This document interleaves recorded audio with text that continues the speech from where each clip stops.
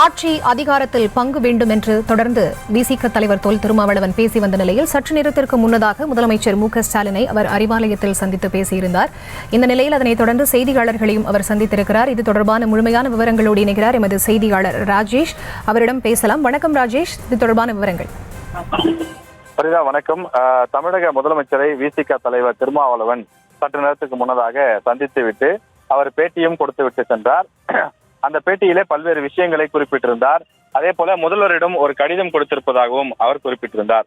அந்த கடிதத்திலே பல்வேறு விஷயங்கள் குறிப்பிட்டிருப்பதாகவும், குறிப்பாக இந்த மதுவை பொறுத்தவரையிலே அது தேசிய பிரச்சனை, எனவே தேசிய அளவிலே இதற்கு ஒரு பொது கொள்கை ஒன்று வகுக்க வேண்டும். அதாவது மதுவிலக்கு கொள்கை, தேசிய மதுவிலக்கு கொள்கையை கொண்டு வர வேண்டும். அது மத்திய அரசை வலியுறுத்துவது தொடர்பாக முதலமைச்சரிடம் கலந்து பேசினேன் என்று சொல்லியிருக்கின்றார். அதாவது முதலில் இந்த விஷயத்தை சொல்லும் போது, அதாவது ஒரு வாரம் முன்பெல்லாம் அவர் பேசும்போது மாநில அளவிலான அந்த மதுக்கடைகளை மூட வேண்டும், மாநில அரசுக்கு இதுக்கு மிகப்பெரிய பங்கு இருக்கின்றது என்று பேசி வந்தார். ஆனால் தற்போது தன்னுடைய நிலைப்பாட்டில் சில மாற்றங்களை கொண்டு வந்திருக்கின்றார்.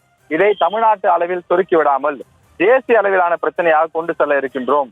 இந்த மதுவினால் ஏற்படக்கூடிய தீங்கு பாதிப்பு என்பது தமிழ்நாட்டில் மட்டுமில்லை, தேசிய அளவிலேயே இருக்கின்றது. எனவே தேசிய அளவில் இதற்கு ஒரு தீர்வு கொண்டு வர வேண்டும். எனவே தேசிய அளவில் தீர்வு கொண்டு வருவதாக இருந்தால் மத்திய அரசு தான் கொண்டு வர வேண்டும். எனவே இதை மத்திய அரசு உடனடியாக இதுல ஒரு சட்டத்தை கொண்டு வர வேண்டும் என்றும் அவர் குறிப்பிட்டு ஒரு கடிதத்தினை கொடுத்திருக்கின்றார். அதில் அதனுடைய பொருள் பொறுத்தவரையிலே தேசிய மதுவிலக்கு கொள்கை மத்திய அரசை வலியுறுத்துவது என்று குறிப்பிட்டிருக்கிறார். இந்திய அரசியலமைப்பு சட்டம் உறுப்பு 47 குறிப்பிட்டு அதில் குறிப்பிட்டிருக்கக்கூடிய சார் அம்சங்கள், அதாவது மருத்துவத்திற்காக பயன்படுத்தக்கூடிய ஆல்கஹாலை தவிர போதைக்காக எந்த வகையிலும் பயன்படுத்தக்கூடாது என்றும், அதனை அடிப்படையாக வைத்து இந்த அரசியலமைப்பு சட்டத்தை அடிப்படையாக வைத்து மத்திய அரசு ஒரு திட்டத்தை கொண்டு வர வேண்டும் என்றும் அவர் குறிப்பிட்டிருக்கின்றார். தமிழ்நாட்டை சேர்ந்த 86,000 ஆண்களும் 22,000 பெண்களும் கஞ்சா பயன்படுத்துவதாகவும், தொடர்ந்து பல்வேறு வகையிலான அந்த போதைப் பொருட்களை பயன்படுத்துவதாகவும், ஆண்களுடைய எண்ணிக்கை 1,00,000 தாண்டி இருக்கிறது என்றும், பெண்களுடைய எண்ணிக்கை என்பது 6,000 கிட்ட இருக்கிறது என்றும் அவர் குறிப்பிட்டிருக்கிறார். இப்படி பல்வேறு வகையான போதை வஸ்துக்கள் பயன்படுத்துவது, மதுவுக்கு அடிமையாவது உள்ளிட்ட பல பிரச்சனைகள் இருக்கிறது.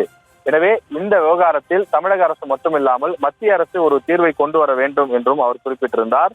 தமிழ்நாட்டில் மதுக்கடைகளுடைய எண்ணிக்கையை படிப்படியாக குறைக்கப்படும் என ஏற்கனவே தமிழக அரசு அறிவித்திருப்பதையும் தன்னுடைய கடிதத்தில் அவர் சுட்டிக்காட்டியிருக்கிறார்.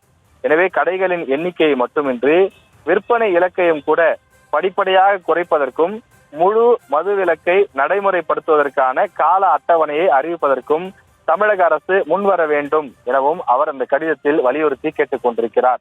எனவே இந்த சந்திப்பிற்கு பிறகு திமுக விசிக கூட்டணியில் எந்த விதமான விரிசலும் இல்லை என உறுதிபட அவர் தெரிவித்திருக்கிறார். மேலும் அவர்கள் நடத்தக்கூடிய மதுவிலக்கு மாநாட்டிற்கு திமுக சார்பில் 2 முக்கிய பிரதிநிதிகள் பங்கேற்பார்கள் என்றும், அதாவது திமுகவினுடைய அமைப்பு செயலாளராக இருக்கக்கூடிய திரு RS பாரதி மற்றும் செய்தி தொடர்பாளராக இருக்கக்கூடிய இளங்கோவன் ஆகிய இருவரும் பங்கேற்பார்கள் என்றும் குறிப்பிட்டிருக்கின்றார். 2026 தேர்தலில் விசிக திமுகவுடன் தொடர்ந்து பயணிக்குமா என்ற கேள்விக்கு அதற்கு இன்னும் பல மாதங்கள் இருக்கிறது, அதை தேர்தல் நெருக்கத்தில் பார்த்துக் கொள்ளலாம் என்றும் அவர் பதிலளித்திருக்கிறார்.